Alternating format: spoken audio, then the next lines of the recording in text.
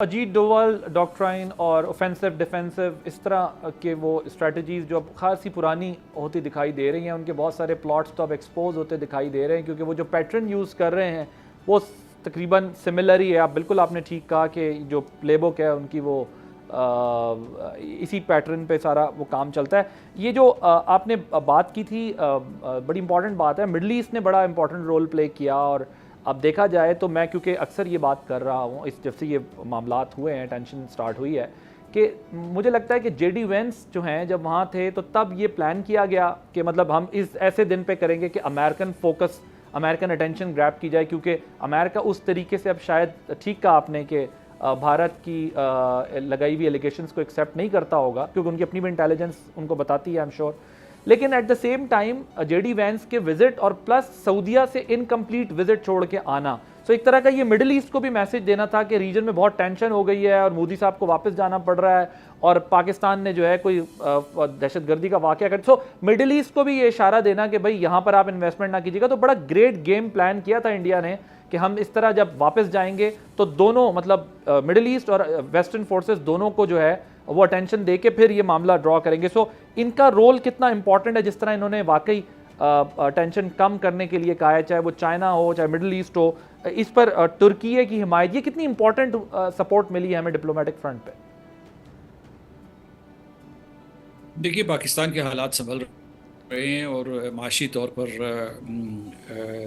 بین الاقوامی سطح پہ پاکستان کی سرزمین میں سرمایہ کاری میں دلچسپی بڑھ رہی ہے۔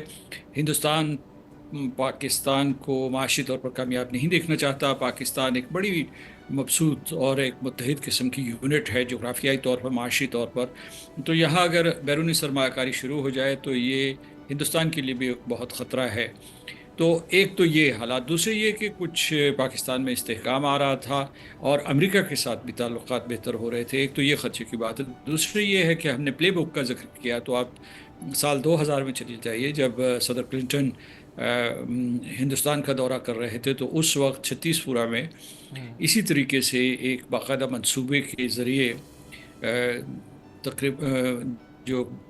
درجنوں سکھوں کو قتل کر دیا گیا تھا، اور اس کی تقریباً کئی ہفتے تک ریہرسل جاری رہی تھی۔ یعنی اس گاؤں میں لوگ جاتے تھے، اہلکار جاتے تھے، لوگ ان کے ساتھ کرکٹ کھیلتے تھے، پھر ایک دن وہ گئے اور مردوں کو باہر نکالا اور ان کو مار ڈالا، اور اس دن یہ حملہ ہوا تھا جب صدر کلنٹن دورہ کر رہے تھے۔ اسی طریقے سے جے ڈی وینس کے دورے کے دوران یہ کیا گیا۔ پاکستان اور ہندوستان میں ایک فرق ہے، یعنی کل جو ہے ہمارے جو فوج کے ترجمان بھی بتا رہے تھے اور پھر ہمارے وزیر خارجہ نے بھی بتایا کہ تحقیق کے ذریعے بتایا کہ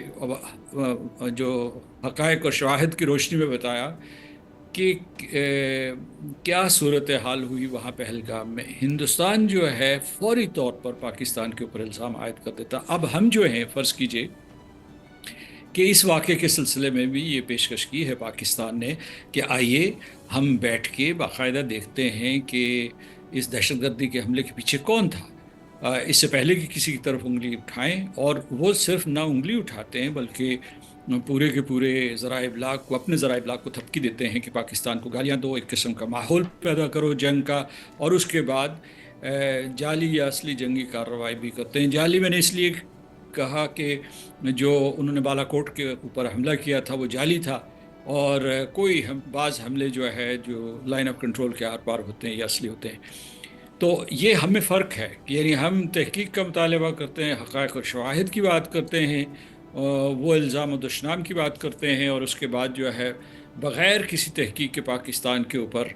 الزام لگا دیتے ہیں۔ سبسکرائب کریں اور بیل دبائیں تاکہ کوئی خبر رہ نہ جائے۔